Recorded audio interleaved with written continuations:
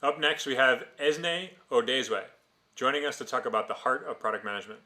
Ezinne is the VP of Product Management at Procore, a global construction SaaS company. Prior to that, she led innovation, growth, and platform teams at Bazaarvoice, Time Inc., and Discovery Media.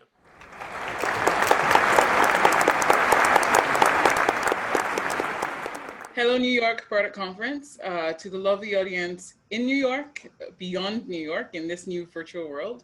I am so honored at the opportunity to be speaking with you. My name is Ezinne Udezue, as Dan mentioned, and I'll be speaking to you about the heart of product management.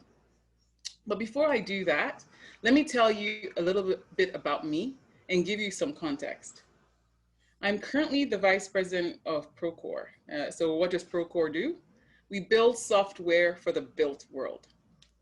On our platform, owners who finance a construction project, the general contractors they work with, and their specialty contractors find each other and connect, and together they transform an idea on a blueprint to the actual places where we live, work, and play. Places like Brookfield Place, where I worked at a couple years ago, and Manhattan West, which is currently a big project out there in New York.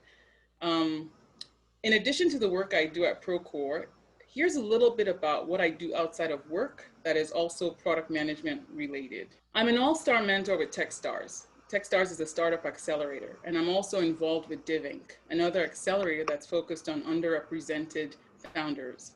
What this means from a product management point of view is that I work with several founders, typically on product market fit, and also helping them find their first hire for product management.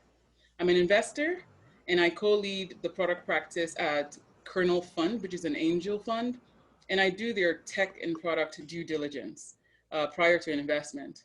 And then I started a product management consulting studio where I consult, I'm an advisor. I'm not as involved day to day, but I have maintained relationships with clients I've had in the past, and often will get that call to come give some advice around a strategy they're working through or digital transformation. So that's how I stay on top of what's going on, even outside of my core job. So why does all this context matter?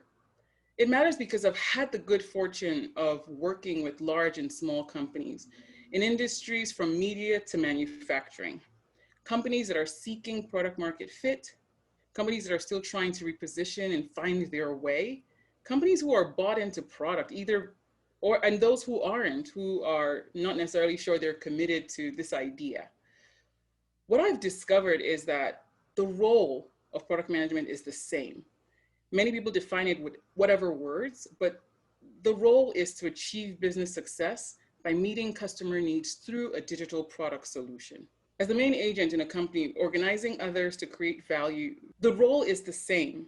Achieve business success by meeting customer needs through digital product solutions. You are the main agent in a company organizing others to create value via your company's product for the customer. When people think of product management, they often think of concepts like setting product strategy, leading teams, the influence without authority canard, getting executive attention, launching products, customer discovery. These are all interesting. And as product managers, these touch on what we do day to day. But there are many more fundamental things that no matter what industry you're in, no matter the maturity of your organization, you have to lean on. This is core to what we do. It is core to who we are. That's why I love to call them the product management, the heart of product management. These are things that we have to do hundreds of times, and when we do them well, we succeed. I was thinking the other day, and I realized that I've been in over 70,000 meetings as a product manager since my career started. That's actually remarkable. But how well do I run meetings? And when I walk out of those meetings, do people know exactly what we agreed to do, who's on first, and what is it that we're driving towards as a product team? Getting even 1% better would make me super effective. So I want to talk to you about these fundamentals. I think of them as the heart.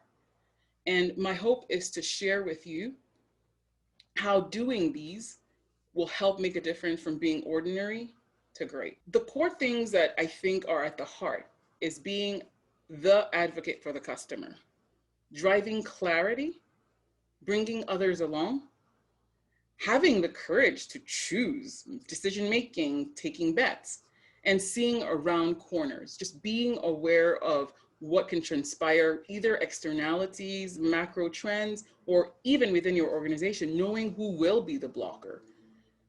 These are the core things. I don't have the luxury of being able to speak to you about all of them. And given the constraints of time, I figured I'd only be able to do a decent job of talking about a few. And as any good product manager, I prioritized and I picked a few with some criteria. My criteria was pertinent to such a broad audience. And more important, honestly, is things I'm actively working on for which I can bring examples of how I'm working through them so that it just can help folks remember how to bring this to life. So I'm going to be speaking about driving clarity, bringing others along, and courage in choosing. These three have been top of mind for me, so I share them with you. The first is driving clarity. While it's something we don't talk about as often as I feel as we should, as PMs, our job is to drive clarity at all levels of our teams. Whether it's at the vision setting piece or in day to day. So why does clarity matter? It improves the team's ability to execute, to change direction confidently, and the team's overall satisfaction. Imagine a choir or an orchestra without clear direction from their conductor, or a coach who gives ambiguous signals. As the person bringing everything together, working through others, clarity matters. If we show up, no matter what organization we are in, and we focus on driving clarity of purpose, plan, and responsibility, we'll do just fine. The tools we use, the tools we pull from, right, can differ. One company can use OKRs, OGSMs, product visions. It just doesn't matter. The point is our stance and at the heart of what we do is driving clarity. Clarity in our writing, to meetings, and just how we work with our teams. I have three practical things that I use to drive clarity and I hope you can use with yourself and for others. The first is the Kipling method. The second is getting to the point. And the other, simple as it may sound, is writing concisely. And I'll try and talk about methods you can use, and then I'll talk about something that allows you to scale. Have you ever received an email and after reading it, you aren't even sure what the email was about, or sat in a room in a meeting and wondered what the hell the point was? Well, the Kipling method and finding or getting to the point help address these. What is the Kipling method? Named after Rudyard Kipling, who's an English journalist, novelist, and poet. He is famous for The Jungle Book. He penned this poem, Six Honest Men. And that's the basis for a method I used earlier in my career and I'm really beginning to pull from recently. Some people actually call it the 5 W's and 1 H. It's used in design thinking, in journalism, and in innovation circles to probe.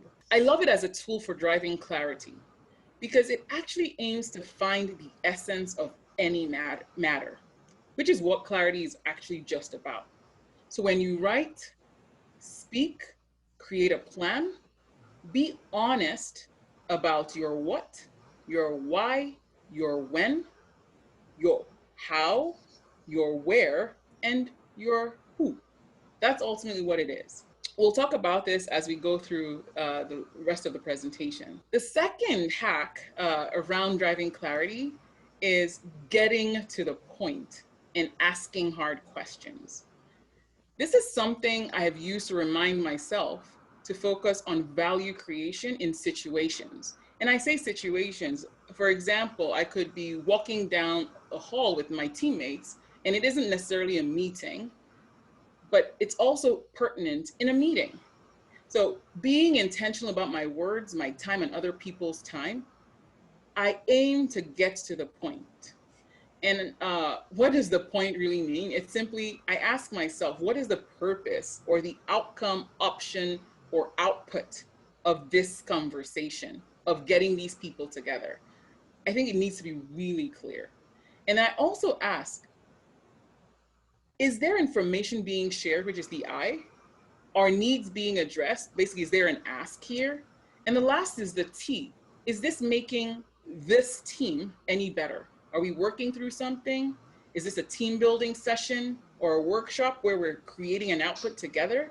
And if I don't have clarity there, it means I'm not driving clarity for myself or for the others. And the last is not being afraid to ask hard questions. If it isn't being asked, somebody may be thinking it. So just ask the question if it's looming.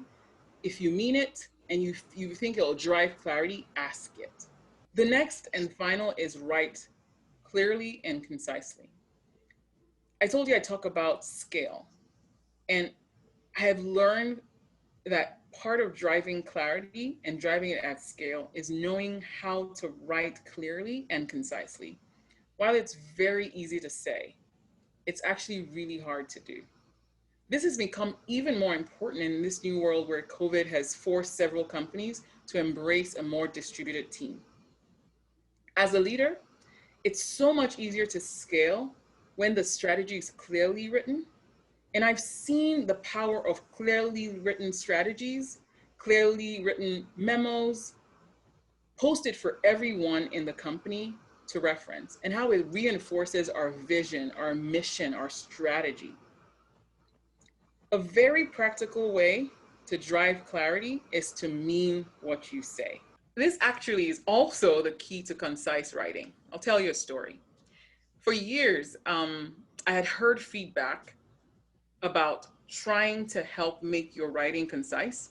And the feedback was always, hey, drop the unnecessary words. But everything changed for me when I learned from a marketing article I read that to become more concise, I needed to focus more on the meaningful words. So again, meaning what you say. So as an example, here is actually, please don't judge. This is actually cut out from a document I was writing with my team. And yeah, it says quite a lot. But what I did was peel back and ask, what are the most meaningful parts of this sentence or this particular phrasing? I highlighted those, and that's what I'd implore you to do. And as you're like, write free form, just get all the ideas out, write it out, and then go back and highlight what it is that matters for the message you're trying to deliver. And then, based on those highlights, go back and look at the sentence or group of sentences, and you can actually get down to what matters most.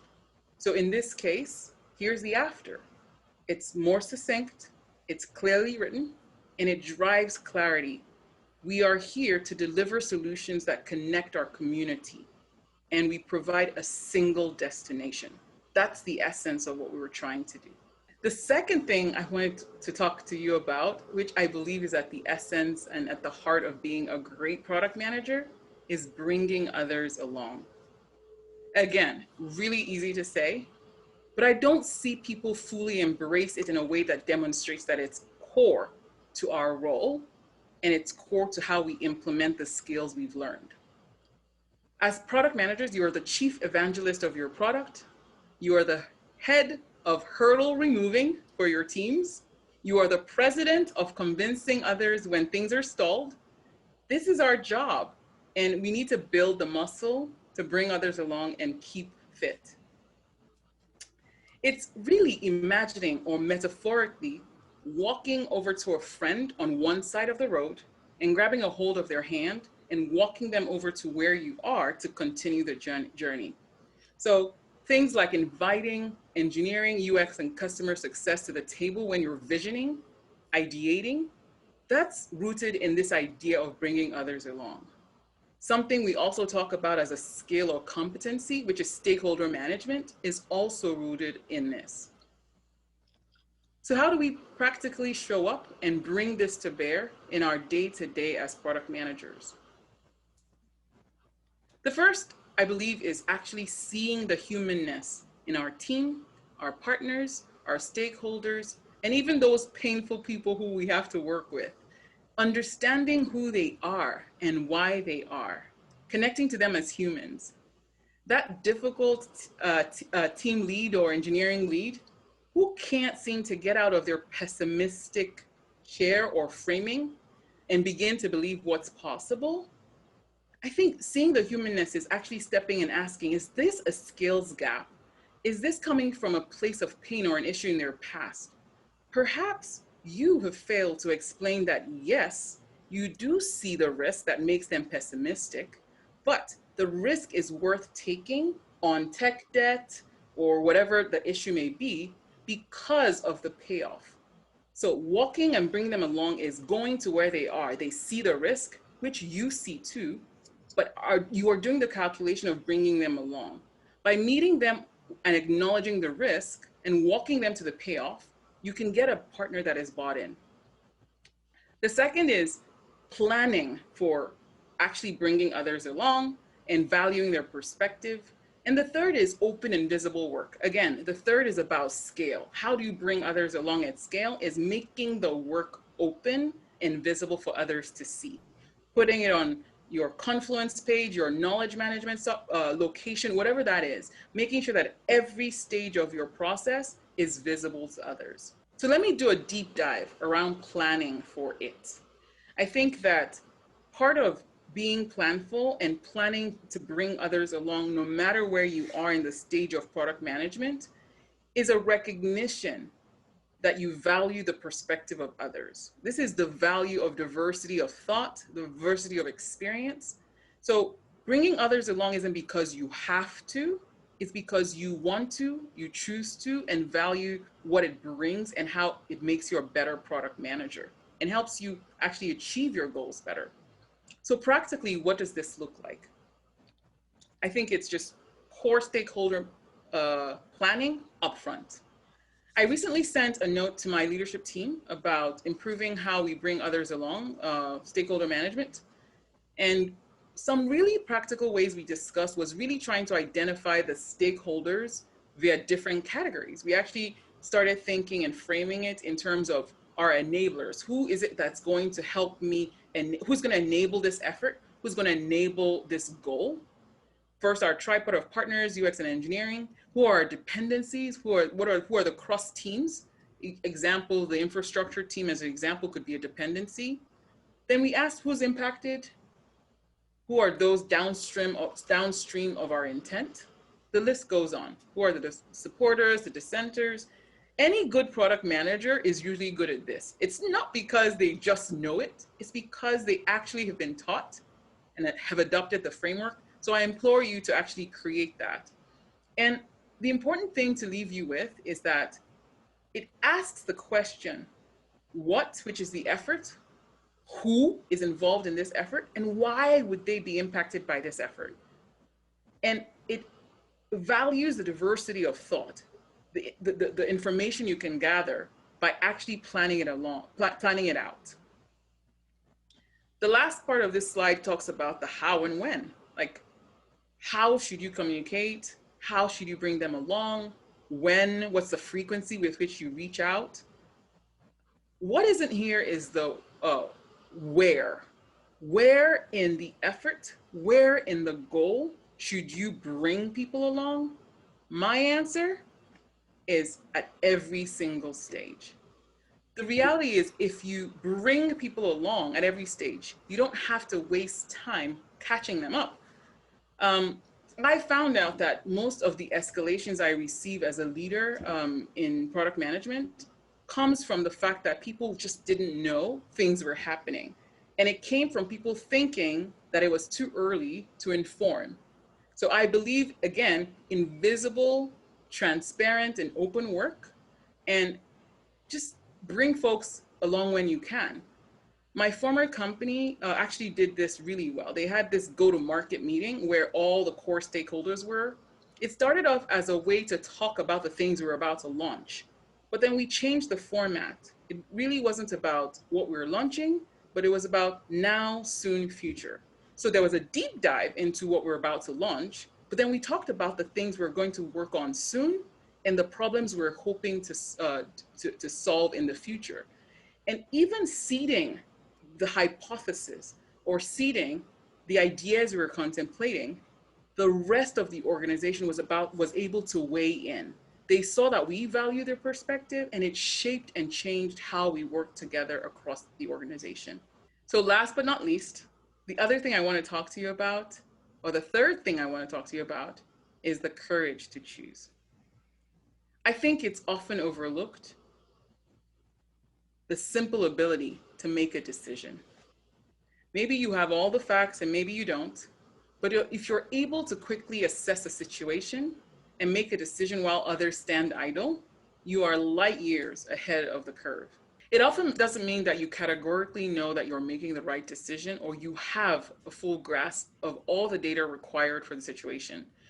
But what sets you apart is the courage to actually make a choice or place a bet.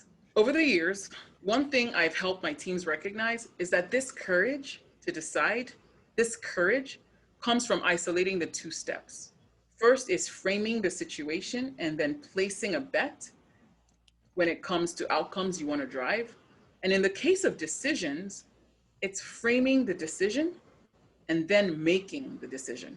Courage in decision making comes from basic confidence. Confidence comes from the process you use leading up to making the decision and the knowledge that behind all of that process and gathering of info is the planned payout or a major learning. You'll often see that people who struggle with making difficult decisions don't have a methodology for processing the information about the decision. And that's why they lack the confidence in making the decision. I think that taking the time to frame and actually adopting a methodology, something that is repeatable, gives you a leg up. Think about what happened when you finally landed a prioritization framework for your backlog and how that made you feel. You now have a way. Now, think about what happened when you spent time as a team deciding and talking through the meaning of each criteria in your prioritization framework. So yes, the framework gave you confidence, but now when it has been battle tested and all your stakeholders agree, you then begin to soar. Stepping back, that's basically the same thing I'm going to be talking to you about for decisions. First is, yes, the old trusty Kipling, which I just spoke about, which is knowing your who, your what, your why, and when. That's really important when you're trying to make a decision. Who's going to make the decision? What is the decision? Why do we need a decision? By when, right? And the next one I think is important is determining if you have the right context for the decision. Is this reversible or not? Will it be revisited or not? Does everybody else have this context? Do they share this context? And then the other one is the right aperture. And think about this as, are you thinking about the what and why properly? For example, I've learned if the decision comes up to me and the options I am presented are yes and no, it's probably not the right aperture. You want to bubble up options and options that aren't just yes or no. That often tells me that's a signal that we are thinking about the problem correctly. The next is, what is the criteria for the decision? And are we aligned as this being the criteria? Are we looking for an investment in an opportunity assessment that gives us 5 times a return? Or are we looking for 20 times a return in order to determine if it's worth doing? Then, what data do we need to pull together? As a rule, for me, even for those data-driven decisions that everyone talks about, I've learned over time that we just won't get to 100% of the data needed. Nobody seems to mention this, but I implore you to actually ask yourself, and as you practice this, you'll begin to understand. For me, it's 70%. 70% is usually enough for most decisions. And it's based on how risky the decision is, how reversible the decision is, which is the context which I asked you to set earlier. As a product manager, one of the things I do, and not everybody has to do this, but it's something I've learned to do, is I actually identify my biases up front. So a few weeks ago, my team and I were talking about a buy build decision, and I made it really clear what my bias was. So by the time we were presenting to the executive team what the decision was, my bias was firmly known, which ended up leading to people buying in because my bias was actually not where I landed. I changed my mind given the data presented. And you'd be surprised how that actually lends credibility. And when your bias aligns with the, the actual decision, it allows people to really challenge and ask those hard questions so that when you walk out, there is clarity and there's true buy-in. So after you've framed the decision, the next thing is actually to just choose. The reason I put a Scantron on here, if you don't know the bubble thing, is that remember when you had to take tests and you came to the end of it, right? You just had to make a choice. When you've done all the work up front, you just have to take the leap and make a choice. Because you've gone through the process of gathering the data, pulling together the aperture, figuring out the context, determining the criteria, then the choice, making this decision becomes easier. And then the other little thing is to own it, ratify it, evaluate it, ask yourself how it went, what was the process of framing, ensure that you reflect, right? So reflect on the decision, ratify the decision, which simply means sit in it, own it, and then reflect again on what the process felt like, because that is what the muscle building around decision making is. So we've come to the end of our time. My hope is that whatever company you work at, whatever stage it is in, industry, the maturity of the product, the company or the product or company, that you took away some really practical ways to show up and deliver on your role as a product manager. That you understand fundamentally what is at the heart of being freaking awesome at what you do. So beyond the skills, for which there's a lot of data out there about, what I believe as being the heart and the things you have to do over and over and over and over again is drive clarity, bring others along, and build that courage to choose. If you perfect these, it will make the difference between you being ordinary and being great. I personally feel really fortunate to be a product manager. We are the results getter. We are the customer's advocate. And the truth is, we control a ton of resources for our companies. We have engineers whose work is directed by our priority, the things we prioritize. Their work is determined by the hypothesis which we choose to pursue. Think about that. That's a lot of responsibility. I just hope we take it all seriously. As we leave, I just want to say, stay curious, learn to look around corners, stay humble, be postured to learn and knowing that you don't know it all, and take care.